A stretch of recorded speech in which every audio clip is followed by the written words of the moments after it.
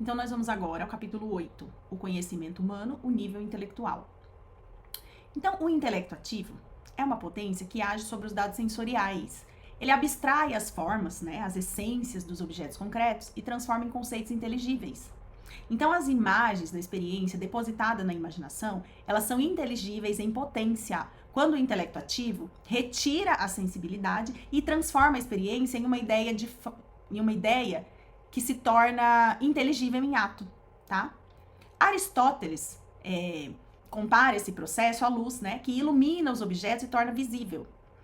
O intelecto ativo, ele ilumina as formas materiais, permitindo que a mente entenda de maneira universal. Porque o intelecto passivo, ele não recebe nada material, ele só recebe dados imateriais. Então, o intelecto ativo, ele ilumina esses dados sensoriais, né, as imagens mentais, ele extrai deles os conceitos que podem ser compreendidos pelo intelecto passivo. Então, nada está no intelecto que não tenha primeiro passado pelos sentidos, que não tenha primeiro estado nos sentidos. Então, a inteligência se dá em primeiro nível pelo sentido externo e vai sendo construída até chegar no intelecto passivo.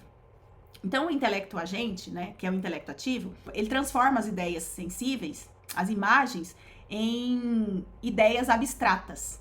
Então, o intelecto ativo, ele não cria os conceitos a partir do nada. Ele opera a partir das experiências sensíveis, abstraindo o que é inteligível. O intelecto ativo, ele não é uma parte da alma racional. Ele é uma substância que trabalha para que a gente consiga inteligir. Então, segundo São Tomás, todo conhecimento se dá uma posse imaterial da forma da coisa conhecida. Nós falamos sobre isso no capítulo 5, que o conhecimento é você ter posse material da forma da coisa conhecida. Então, o intelecto passivo, ele só recebe ideia abstrata. O mundo inteligível é puramente material. Então, a posse imaterial da coisa conhecida, ela funciona assim, quando a coisa sai da minha visão, eu conheci, essa coisa chegou no meu intelecto, permanece comigo, então eu tenho essa posse disso, isso fica em mim, eu tenho posse material daquilo, aquilo está impresso no meu ser, eu conheço a essência da coisa. Então, quanto mais imaterial um ser tem em si a forma da coisa conhecida, mais perfeitamente ele conhece. Sabe, quando você pensa, por exemplo, no seu filho, você pensa no seu filho, você lembra das características físicas, das características emocionais, você sabe como ele age, como ele reage às situações. Você tem posse material dessa coisa conhecida. Porque você não precisa estar de frente com aquilo para se lembrar das características, para você conhecer a essência.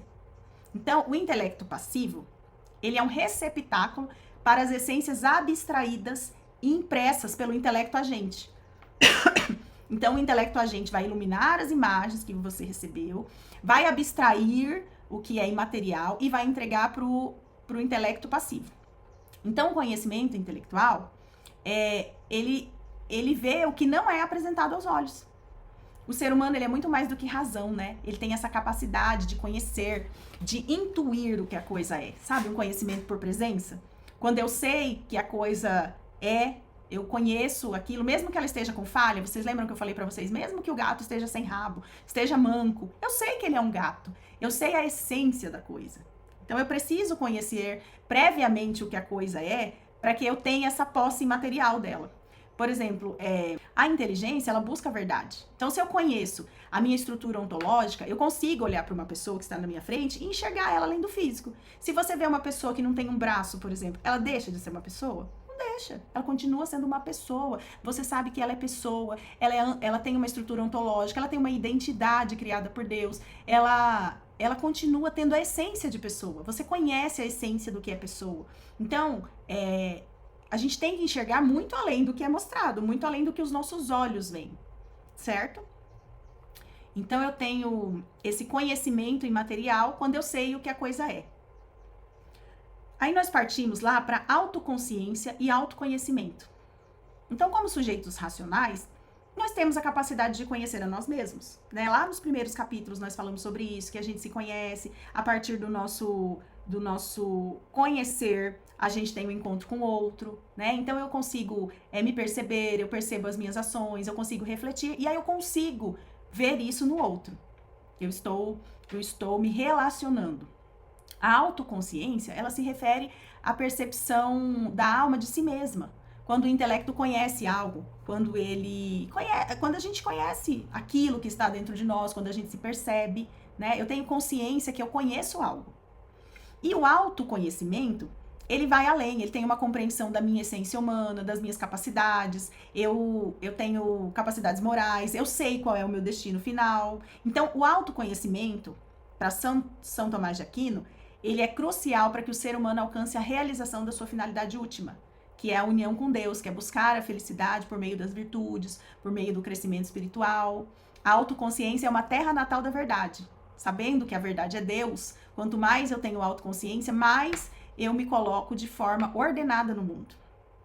A inteligência e a linguagem são elementos fundamentais da cultura, né? A linguagem é o primeiro elemento fundamental da cultura.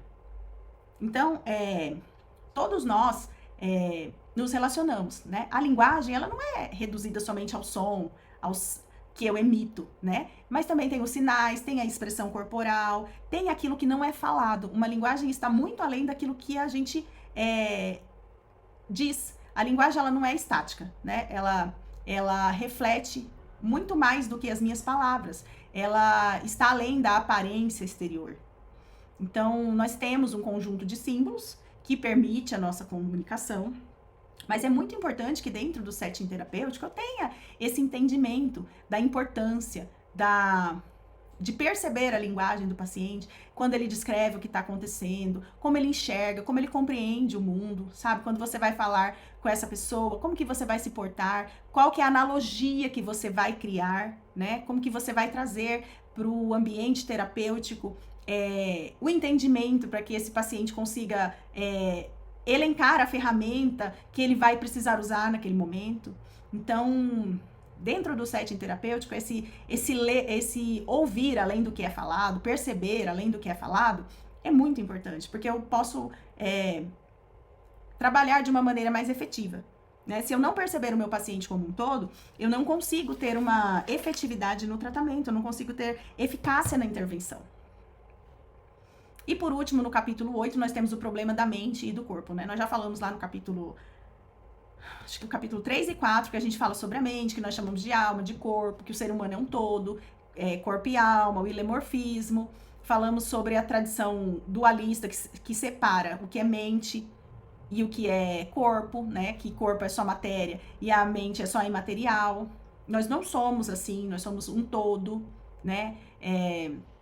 Existem várias posições de debates contemporâneos sobre esse assunto, sobre mente e alma. A psicologia moderna tem esquecido o fim último do homem, né? Então, nessa filosofia aristotélico-tomista, o homem ele é visto como uma unidade substancial. Isso significa que o corpo e a alma não são separados, mas são constituição de uma única substância.